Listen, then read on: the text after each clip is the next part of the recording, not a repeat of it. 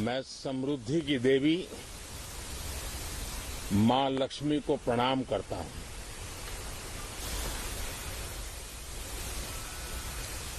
और ऐसे अवसर पर सदियों से हमारे यहां मां लक्ष्मी का पुण्य स्मरण किया जाता है।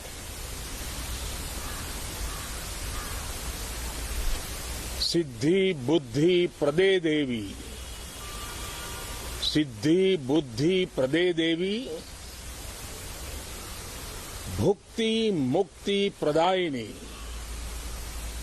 भुक्ति मुक्ति प्रदायिनी, मंत्र मूर्ते सदा देवी, मंत्र मूर्ते सदा देवी, महालक्ष्मी नमोस्तुते, महालक्ष्मी नमोस्तुते। मां लक्ष्मी हमें सिद्धि और विवेक देती है, समृद्धि और कल्याण भी देती है। मैं मां लक्ष्मी से प्रार्थना करता हूं कि देश के हर गरीब एवं मध्यम वर्ग समुदाय पर मां लक्ष्मी की विशेष कृपा रहे। साथियों, हमारे गणतंत्र के 75 वर्ष पूरे हुए हैं।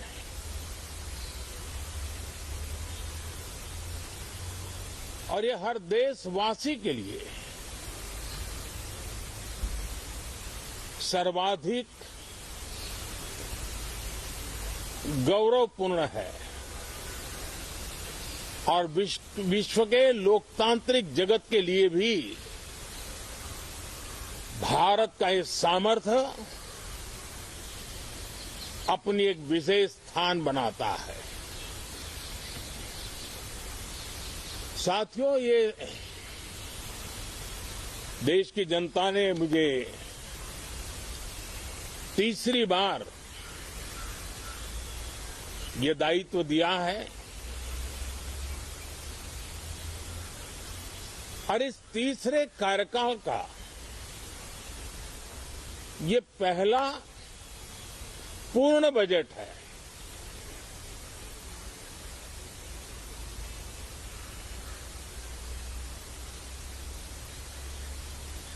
और मैं विश्वास से कह सकता हूं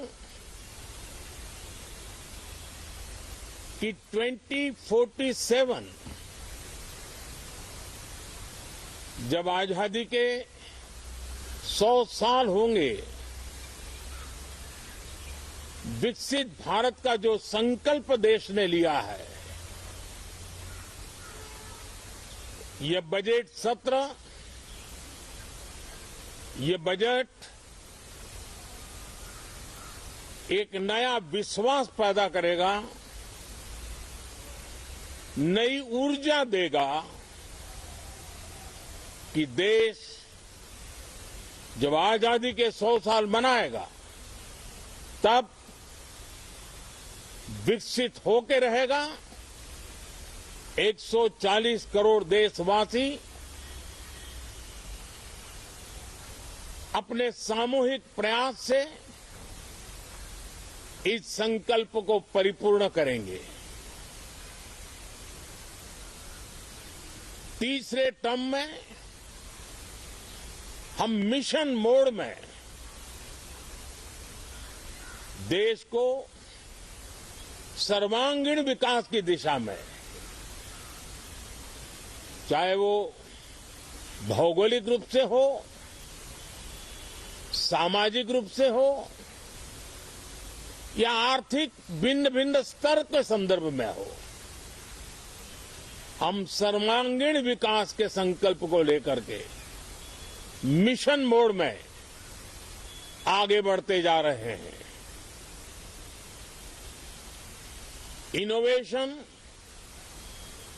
इंक्लूजन और इन्वेस्टमेंट, ये लगातार हमारे आर्थिक गतिविधि के रोड मैप का आधार रहा है। इस सत्र में हमेशा की तरह कई ऐतिहासिक बिल पर संशोधन को चर्चा होगी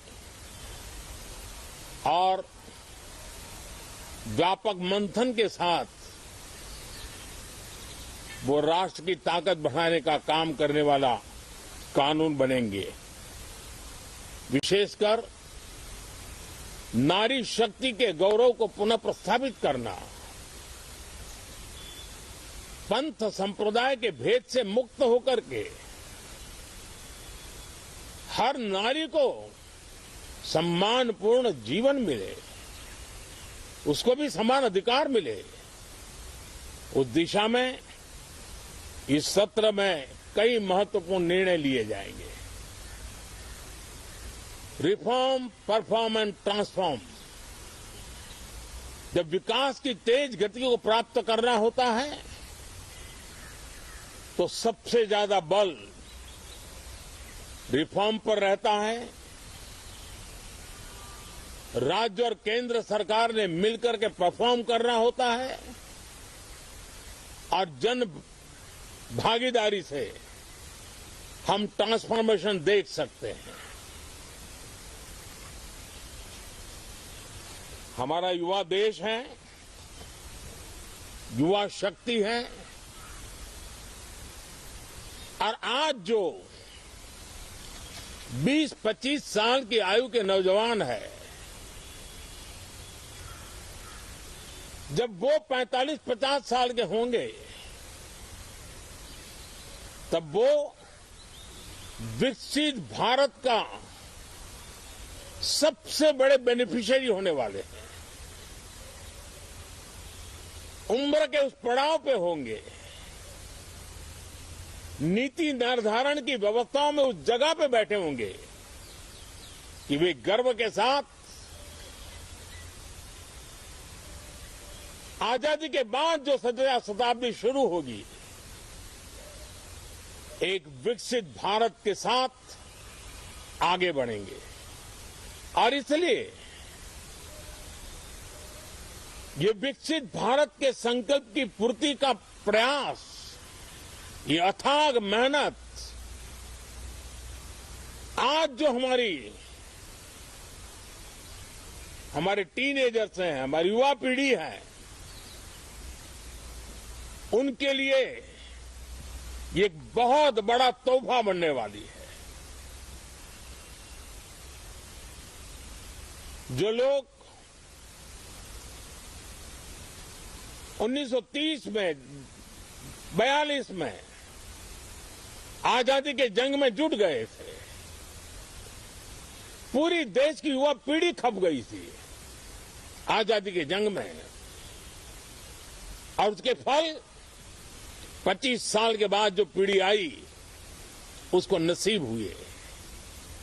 उस जंग में जो नौजवान थे उनको नसीब हुए। आजादी के पूर्व के वो 25 साल आजादी के जश्न मनाने का अवसर बना। वैसे ही ये 25 वर्ष समृद्ध भारत, विकसित भारत, ये संकल्प से सिद्धि और सिद्धि से शिखर तक पहुंचने का देशवासियों का इरादा। और इसलिए बजट सत्र में सभी सांसद विकसित भारत को मजबूती देने के लिए अपना योगदान देंगे। विशेष करके जो युवा सांसद है उनके लिए तो सुनहरा अवसर है, क्योंकि वो आज सदन में जितनी जागरूकता, जितनी भागीदारी बढ़ाएंगे और विकसित भारत के जो फल है वो तो उनकी नजर के सामने देखने को मिलने वाले हैं। और इसलिए युवा सांसदों के लिए एक अनमोल अवसर है। साथियों, मैं आशा करता हूं कि हम देश की आशा आकांक्षाओं के इस बजट सत्र में खरे उतरेंगे। साथियों, आज एक बात आपने जरूर नोट की होगी, मीडिया के लोगों ने तो जरूर करनी चाहिए। शायद 2014 से लेकर अब तक शायद ये पहला पार्लियामेंट का सत्र है कि जिसके एक दो दिन पहले कोई विदेशी चिंगारी नहीं प्रगटी है। विदेश में से आग लगाने की कोशिश रही हुई है। 10 साल से यानी 14 से देख रहा हूं, हर सत्र के पहले शरारत करने के लिए लोग तैयार बैठते थे और यहां उसको हवा देने वालों की कोई कमी नहीं है। ये पहला सत्र मैं पिछले 10 साल के बाद देख रहा हूं कि जिसमें किसी भी विदेशी कोने से कोई चिंगारी नहीं हुई। साथियों, बहुत बहुत धन्यवाद।